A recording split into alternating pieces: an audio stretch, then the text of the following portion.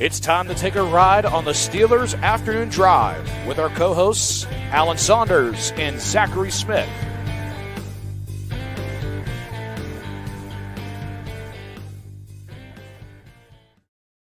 Welcome back to another Steelers Afternoon Drive. I'm Zachary Smith. That is Alan Saunders. Alan, we sit here on another Monday, one step closer to the NFL season wrapping up. How we doing? Good. I'm good. Got to do some family stuff over the weekend, so that was nice. Wasn't totally off. Was on the final word last night, but good to get some time for sure. Yeah. Did you watch the games at all over the weekend though? I did. I watched. The only game I didn't watch was Philly. I watched the rest of them. Okay. Okay, good, because the first question here is going to kind of relate to where the Steelers sit in terms of the games we saw this weekend and with the team still competing. Somebody DM me this on Twitter, Heavy Hitter 830. They said, what did you learn about the Steelers, if anything, this past weekend? What I mean is, do you feel like they're any further or closer to the teams that are still competing as we head into championship weekend? I mean, what do you think about that? Well, I think it's the same thing that we've talked about multiple times. I feel like we haven't spent necessarily one full episode talking about it, but we sprinkle this in time and time again when we talk about what the Steelers need to do to really be a contender, because they've remained a good football team post Big Ben. But what do they need to really be a contender? You either got to have the dude at the quarterback position, or you got to have a really good ecosystem surrounding that quarterback. And right now the Steelers have neither. So until one of those two things is figured out, to me, they're not going to be in contention to be part of Championship Sunday. And honestly, like I think they have a lot of work to do this offseason. I'm not even sure how realistic like accomplishing either one of those things in one more offseason is. Like, really held back, I think, by the injury to Troy Fautanu, and the idea that we still don't really have any idea whether this offensive line rebuild that they spent 4 top 4 round draft picks on in the last 2 years is going to work or not. Like, and obviously they weren't able to run the ball this year. You can't be one of those units that you're talking about, the Lions, the Eagles, the 49ers, that have been reliably good football teams without an elite quarterback if you can't run the ball. I mean, that's sort of like ingredient 1 to that plan. And then, I think the wide receiver position was obvious from March that it was mismanaged, maybe too strong, but clearly not good enough going into this past year. And now you're dealing with churn. Now you got Najee Harris as a free agent. Now you're staring at whether or not to give George Pickens a contract extension, difficult questions about whether they want to invest in him long-term, whether they want to make him play out the string and what will happen if they do. And so I think the Steelers are in a tough place. We've known they're in a tough place. I think they're better than they were. I think they, had a chance to be a playoff team this year, to be a team to win a playoff game. But when it comes to really being a true contender for Super Bowl, they still need a number of things, like or the one thing, but it's hard to see them getting that this offseason. Yeah, absolutely. Like, I wonder where that is going to come from. I feel like people try to simplify the process, right? It's just like, you got to find the next franchise quarterback. You got to get the next guy at that position, as if it's just as simple as the next one that they take a shot at is going to be that guy. If it was that simple, Kenny Pickett would have been the franchise quarterback after they drafted him 20th overall. But does the conversation for you change at all because of being in the AFC as opposed to the NFC? What I mean is, when you look at the talent at the quarterback position in the AFC, is like a lot of teams are built different in the NFC in that they don't have that dude at quarterback, and it's just like better surrounding ecosystems. Now, Jaden Daniels, man, like I've been just every step of the way, he just exceeds my expectations every single week watching that dude play, and maybe he is that guy already in the NFC. But for the most part, those teams are just built around putting the ecosystem in place surrounding the quarterback, where in the AFC, it's like the top teams have that dude at quarterback, where now we've seen the same 4 teams in the AFC playing in the divisional round back-to-back years. Yeah, and I mean, forget the Bills and the Chiefs and the Ravens, but also like the Bengals and the Chargers, and and sort of kind of the Texans. Like, there's plenty of good quarterbacks in the AFC, to the point that I think it becomes difficult to like look at what those teams we talked about, the 49ers, the Lions, and the Eagles, what they've done. And I know, like, we've talked about the Steelers following that Eagles blueprint. We've talked about it a lot. I think it's going to be hard to say, like, the Eagles could win the Super Bowl with that blueprint. And I don't think there's any – the Lions could win the Super Bowl with that blueprint. Can the Steelers?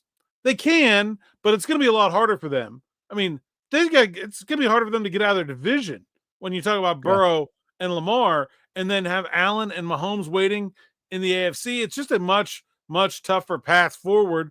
The Steelers dealt with the same thing, though. They were in the AFC when Peyton Manning and Tom Brady were both there, and they found a way to get through to the Super Bowl multiple times during their careers. So it's not like it's the end of the road, but like, here's the thing that I will say about this is that the Steelers have had these years where they've had a good team and they've gone up against Brady and lost, right? They've gone up against a clearly better team and lost. Like, that hasn't really happened yet. Like, I mean, the 21 Steelers, yeah, they lost to Mahomes. The 24 Steelers lost to Allen, but it's not like those were like Super Bowl capable teams that just had, like, you could build the second best team in the NFL, lose to Patrick Mahomes in the division round. Like, it's certainly possible that could happen. And there you go. Like, your season's over. Like, the Steelers haven't even had that happen to them yet. And that is certainly something that could happen. It's happened to the Ravens a whole bunch. Yep. Yeah, whether it was, the Bills or the Chiefs, it's happened to them. They just time after time, seemingly, and it just happened again yesterday. But yeah, it's just interesting to me to see, like, maybe how different you have to build your team. So, like, even if they're following this blueprint, trying to be the Eagles, to you, is that enough? Like, do you have to pivot the way that you're building a roster because you looked at your division in your conference, or do you kind of have to stay true to what you're trying to build? What's your opinion? Like, regardless of what you think the Steelers are trying to do, what should they be doing? Yeah, I mean, I think from where they sit right now, the kind of blueprint that we've talked about, where you spend another draft, building through the trenches, and start to invest in the defensive line a little bit, maybe, shore up the wide receiver position, cornerback, some of those things. Like, you can only get so far that way. And I don't even know how far that way gets you, like, in this AFC right now. It'll probably get you a playoff win eventually, if you keep having success with that plan. I don't think it ever gets you favored against Mahomes or Allen. Like, I don't know. That's going to take a lot. And so I think at some point you got to find a place to make an aggressive move at the quarterback position. You got to, like, trade up into the top 10 and go get a quarterback at some point. I just don't think you can just, like, the Eagles never did that, right?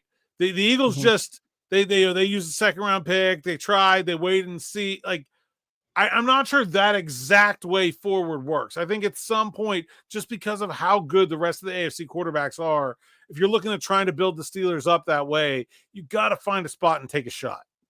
There's some tweaks that need to be done along the way. Yeah, even if you're following the Eagles blueprint, just because of the path that the Steelers have to go through that they don't, just with the conference that they sit in. Yeah, I mean, I'm with you in that. Like, obviously, I'm sick of them losing in the playoffs as well. But, like, what best case scenario, we were talking about, maybe they win a playoff game and then lose in the divisional round this year with that roster. And I almost wonder, like, even with an improved roster upon this, like, that's probably still that case when you look at the teams that are in the, like, how much more do we have to go before we're even talking about this being a team that could play on championship weekend? Yeah, it's a good question, and what the difference could be if they were playing in the NFC. You mentioned something within there about, like, feeling like it's not even like another season or another 2 seasons. We actually got a question from Steve Pickering on YouTube kind of about that, saying, well, specifically about the offense, at least. You can't fix this offense in a year or even 2 years.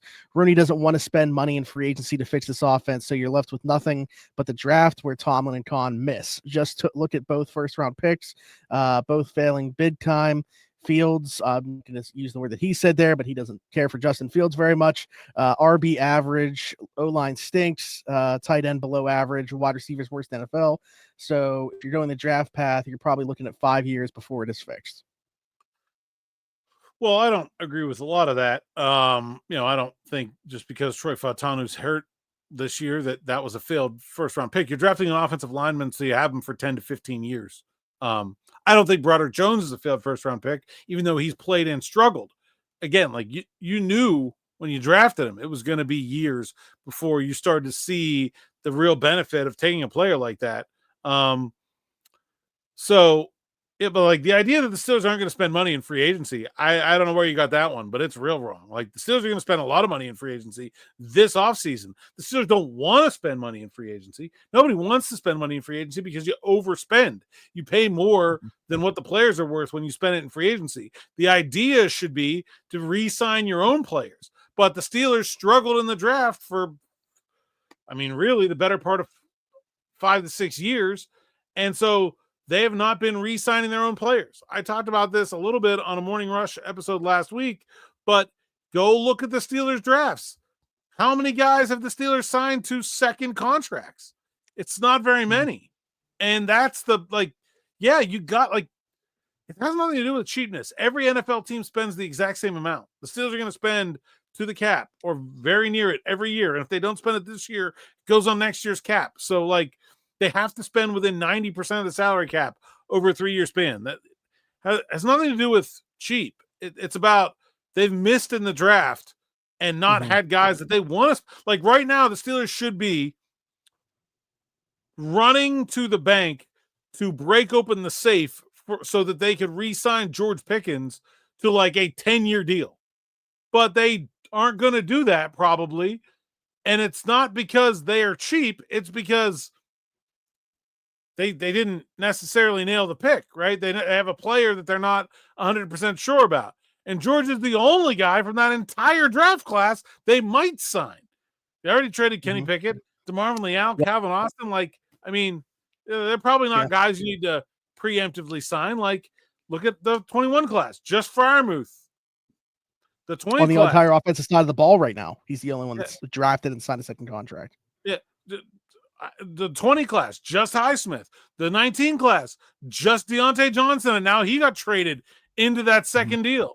The 2018 class, they signed Mason Rudolph and Terrell Edmonds stuck around for a little while, but there was nobody there that they were we got to have this guy medium to long term. 17 class, they didn't sign Juju to a big contract. Maybe they could have, but you look at the results, and I don't think they should have. Maybe they should have with James Conner, but there have not been enough guys in these draft classes to keep them from spending money in free agency. So they're going to go spend the most money they've ever spent on an offensive player in free agency this year. I will nearly guarantee it's going to happen. They have to. Ooh. Yeah, so I wanted to ask you if you could give any thoughts / insight into over the weekend, Jerry Dulac. I don't know if it was in the Q&A thing or if it was it was one of those things just kind of going through the offense and just really the roster as a whole and talking about how different it could look and stuff like that. And he said, if you look at what they did defensively last offseason with Patrick Queen, he expects that same type of approach at receiver. Now, it costs more money, but that's where he expects the big fish to be. Yeah. They're going to do everything they can do to get T. Higgins.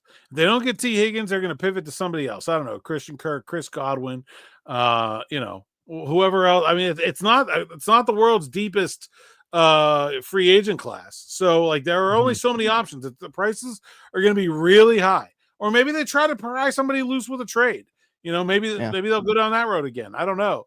But where it's somebody that somebody doesn't want to sign, in whatever circumstance they're in, but they're gonna have to invest heavily in the wide receiver position. There's just not enough, and to be talking about there's ideas about them maybe trading George Pickens, that definitely can't happen unless there's a massive investment there. Yeah. Well, Christian Kirk would make sense in the standpoint that they tried to trade for him. And we're apparently very close to doing so this season at the trade deadline. I was told internally they really like Chris Godwin. Obviously, if they want to go over T. Higgins and shoot for the stars there, that makes a ton of sense as well. Though obviously have a ton of other suitors should Cincinnati even let him leave the building. But yeah, I'm on everything that I've heard too, with people that I've talked to. It certainly sounds like that's where they expect the splash to be. So I'm curious to see what happens. But you're right. We're talking about the free agent market. It doesn't necessarily have to come from there. Even if there could be multiple trades done that involve the receiver room this year. Yeah. And we saw that last offseason. There were several of them. The Steelers weren't able to make those deals happen. So I think Godwin's an interesting interesting addition. I think, not quite a superstar player, but a really good wide receiver. Probably cost them about $20 million, I would imagine, a year. So yeah, I mean, I don't know what the Steelers' highest priced offensive free agent signing is, but I'm almost positive they're going to break that this year. Okay.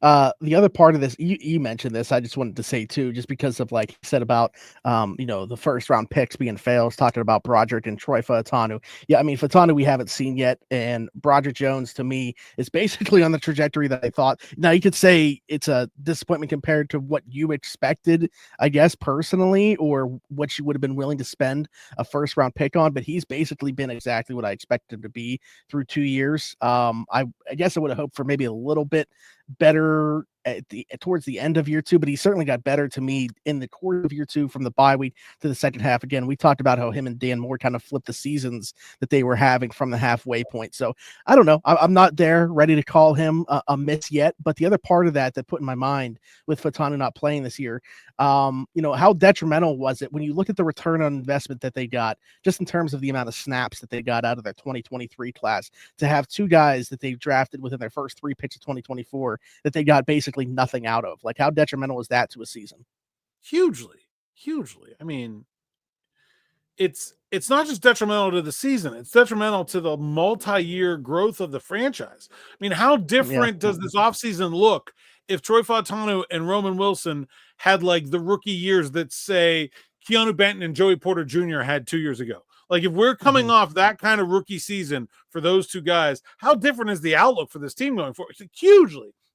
That's 2 gigantic question marks answered in a way. At least maybe you don't know if you're getting a superstar player yet, but at least you feel pretty good that you got a player.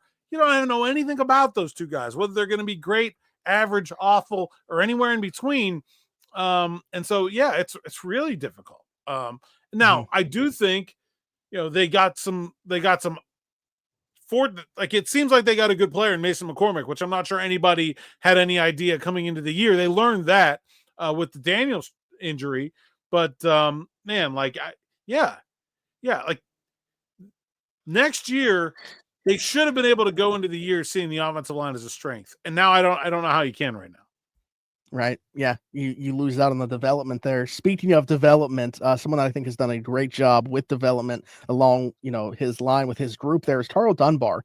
Apparently his contract is up, and I was surprised to see the conversation kind of going the way that it was on social media when I opened it today, because there seems to be like a lot of people that are just like, yeah, get him out of here. We don't want him back. Wouldn't re-sign him. Let his contract expire. Like, to me, if you're hoping for, turnover within the coaching staff, this is not the position coach that I'd be looking to move on from. Yeah, I mean, I'm pretty sure right now the fans would be happy with literally any change. Just any. Yeah, you mentioned if they fired Tomlin, and I threw out the name Jim Tom Sola. If they hired him, like, people would be like, yeah, get Tomlin out of here. We'll take Jim Tom Sola, and then let's see how it looks in a year. Any change, I think people would be very happy with. Jim Tom Sola was coaching in Europe. I don't know if he still is or not. But the last time it seems like the back-to-back champs have actually over there. The last time I checked in on him, he was coaching in Europe, where Jack Del Rio has just also signed to coach in Europe. I think like Karl Dunbar is a really good defensive line coach. I don't think there's any reason to want to move on from him. It's like just the reaction is so strange too, because like there was that reaction. Then when Grady Brown interviewed on was it Friday? Grady Brown got an interview with the Atlanta Falcons for their defensive coordinator opening, and people were like, "Oh, you can't let him go." I'm like, I don't know. It's like this. Like, I think Grady Brown's a good young coach, but what about the play of the Steelers secondary? He said you must promote the coach of this past year. Yeah. Like, we talked about them not being able to communicate properly for like 6 weeks. Like, I like Grady Brown, but like, if I'm picking one of those guys to keep, I want Dunbar, not the other way around. Same. Yeah. I mean, I'm in full agreement on both those things, because I really do like Grady Brown. Yeah. Who was the guy under him? Promote him to keep him, like, whatever. Like, who the guy under him that the Raiders hired last year, the assistant DB's coach. He was like a bright dude too. Yep. Yeah, I was a fan of his too, just from actually had a conversation with him.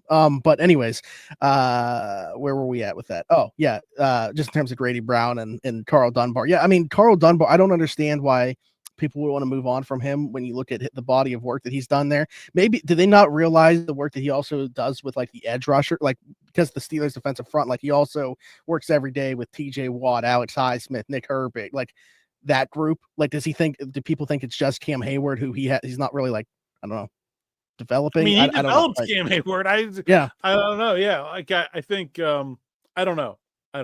Yeah. And Keanu Benton's a good young player. I know maybe people expected more in terms of the pass rush juice. I'm not sure, but I think that, he got better as a pass rusher. I think the run defense still could use a little bit of work. And I think, Larry Ogunjobi, who the team could move on from, I think this offseason. But like that's, he was with two other organizations. It's not like Dunbar developed him out of the draft or anything like that. I don't know. I look at what he did with Monty Adams off a practice squad, turned him into a good rotational defensive lineman. I don't know. I mean, I don't get it. I think Steelers need more good coaches, not fewer. I think if anything, like the more I think about the coaching staff, I think you can make an argument for moving on from Pat Meyer just because I'm not sure the fit between him and Arthur Smith has been seamless. And I think you could probably get a guy who is more well-versed in that style of running and make like a better fit, because it doesn't seem like Art is like the world's most flexible coach. And so like, maybe that would be better. But like when I look at the Steelers coaching staff, I don't see bad coaches. I see a result that was not what the team or the coaches wanted. So, okay, how do you get there? Well, I mean, I think we've talked a lot about there not being enough coaches, about the senior defensive assistant position. They never filled when Flores left, and how much better it had made the defense. And now you're looking at a defense that's lacking and you say, what's missing? Like, I don't know. I think somebody was in my mentions on Twitter today being like, oh, the Steelers kept TA, and meanwhile, Louis Anarumo has a job. I'm like, Louis Anarumo was terrible this year. Like, wow, I would not be thinking that would be an upgrade if they fired TA to hire him. Like, and sure, there are probably coaches out there that would be an upgrade, but man, I don't know. I think this problem with the defensive coaching is solved by more good coaches, not getting rid of the ones they have. I don't think there's a bad coach on a defensive coaching staff. Yeah, no, I agree. Let's talk about Arthur Smith while we're talking about coaching staffs here. Steelers offensive coordinator does not get the Chicago Bears job that he interviewed for. Ben Johnson, the Lions offensive coordinator, does go to Chicago. The Jets have not hired a head coach yet, so the Jets still in play there. What is your thought on that? Because I've started to think like, I don't think he's the leading candidate, but I see a path where if Aaron Glenn were to choose New Orleans, which he's going there to interview tomorrow after being in person with the Jets today. So if he gets there in their building, they don't let him leave and then becomes the Saints head coach. I do wonder if there's still the path there for Artie Smith to land a head coaching gig this cycle. Yeah, I don't think it's particularly likely, but it's definitely not impossible. Now, I'm not even sure you would take the job if offered. I mean, there's that part of it as well. Yeah, that's true. Yep. I'm just thinking the team side. Yeah, but from the team side, it's funny because Terry Glenn, it's like, oh, well, he played for the Jets and was a member of the Jets front office before his current job. And you're like, oh, well, that makes sense. But he also played for the Saints and was a member of the Saints coaching staff before his current job. So he has a choice to make. I don't know where I'd rather be. That's a tough one. I don't think either team is in particularly good shape. Although if you're a defensive head coach, I think the Jets have the personnel to be really good on defense. So, I mean, maybe that's the draw. But, yeah, I think there's still a chance that Arthur Smith is in the mix. I know that he's sort of a favorite of Woody Johnson's. He interviewed really well for him in 2021. And that they're, if it's not Glenn, like, I don't know that there's an obvious second choice for the Jets, like, that they would immediately pivot to. It feels like it's pretty open and that Arthur Smith would be then part of the mix. Based off what they were looking for, like – I don't know, like Mike McCarthy, they haven't even requested an interview with. It just seemed like Liam Cohen's really only been linked to the Jaguars, maybe a little bit the Raiders, but I don't know where they would pivot to. I personally would think that they would then try to get a conversation with Mike McCarthy, but who knows? Yeah, I would think they should, but I don't know. I mean, when you look Unless at, or do you think that they're worried about, maybe they want to move on from Rodgers and they're worried if Mike comes in there that he won't want that to happen? yeah, I get the sense that, yeah, I mean, that's definitely possible, but I mean, you would think they would have a conversation. I don't know. Yeah. Maybe they have, and maybe Mike has expressed that, oh yeah, I'd love to work with Aaron. And they're like, oh, never mind. Just like, yeah, real quick over Zoom. Hey, how do you feel about Aaron Rodgers?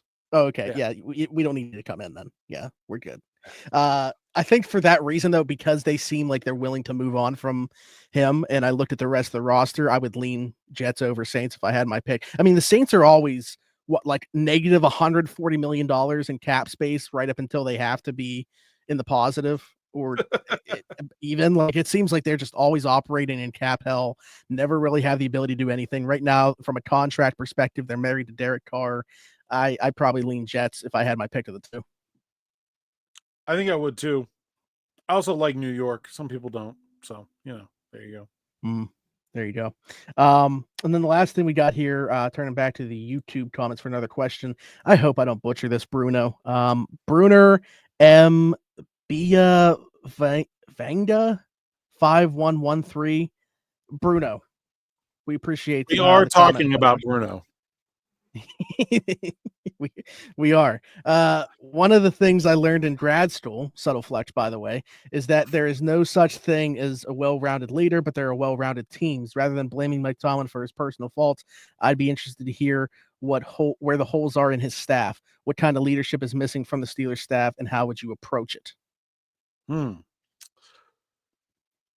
a good question. I didn't go to grad school, so I don't know if I'm qualified to answer. Well, I guess that's the first part of this. Do you feel like there are parallels that can exist there? Do you feel like there's an analogy to be made with that as opposed to? I'm not sure that I believe that there's no such thing as a well-rounded leader, but I think I may have a different definition of what a well-rounded leader is than other people. I think a well-rounded leader is not going to be good at everything. I think the quality that makes you a well-rounded leader is understanding where your own weaknesses are and being able to supplement them with other people to turn them into strengths. And I think in some ways, Mike Tomlin has found some of those things. Like, I think, hiring Artie Smith was a step to saying, hey, like, I need more than just an offensive coordinator here. I need like a CEO of the offense. I need someone who has really high level experience to run an offense. Because, the last couple guys did not have that. Haley had it, and that's the last time they had success. And I think that was sort of an acknowledgement of like the job of offensive coordinator under Mike Tomlin is a little bit more challenging than the average offensive coordinator position. He is going to need more than a guy who has only ever been quarterback's coach can give. And that's why I think he went with a person with head coach experience. Where are they still lacking? I think it's just I think it's the number of voices. I think they have to find a way to get their message through on a more personal level with the entire locker room. And I think when you have a really small coaching staff, you make that job harder. I feel like it's just not. I think to me that is the biggest blind spot. I think is that there's just not a big enough coaching staff. Yeah, I've always said like delegation to me, right? Like you look at the job and that's what's going to be so interesting about the Lions with Dan Campbell is how does he replace potentially losing both coordinators? And, are they going to be able to maintain this level of success that they've had, having to turn over both those spots? How does Dan manage the job of identifying two other talented candidates and hoping that they can fill in an impactful way in those two guys' shoes? I think that when I look at Mike Tomlin, while I don't think, I guess the one thing that we need to know is how much of a hand he still has in everything, despite the coordinators that he has, right? Because you said he's been more hands off with TA, And, I'll take that for what it is and assume that that's the case. And I would like to think, because of what you're saying with Arthur Smith being brought in, a guy that's been there and done that, he wouldn't need to really micromanage the offensive side of the football. But that's why it really, like, my ears perked up, not for a good reason. And I had such red flags when you brought up the fact that he was, changing a game plan days before playing the Cincinnati Bengals. Like, that's where I have some pause in terms of his ability to delegate properly. Yeah, I think that's, and I think that, when you look at the lack of advancement of his assistant coaches, I think you can kind of see those two things working hand in hand. Like, I don't think it's a secret that Tomlin has done the best when he's had veteran experienced coordinators. Most of his success came with Bruce Arians and Dick LeBeau as his coordinators. Some of his other best seasons on offense were with Todd Haley, who had been an NFL head coach before as a coordinator. And so I think, like, you look at that delegation, and I think there does appear to be like a little bit of a hesitancy to lean on inexperienced coaches, to lean on youth in a way. And so I think they should look at that and say, look, we need to have a veteran experienced coaching staff. Again, like, you look at how TA added to what Keith Butler was doing, how Flores added to what TA was doing.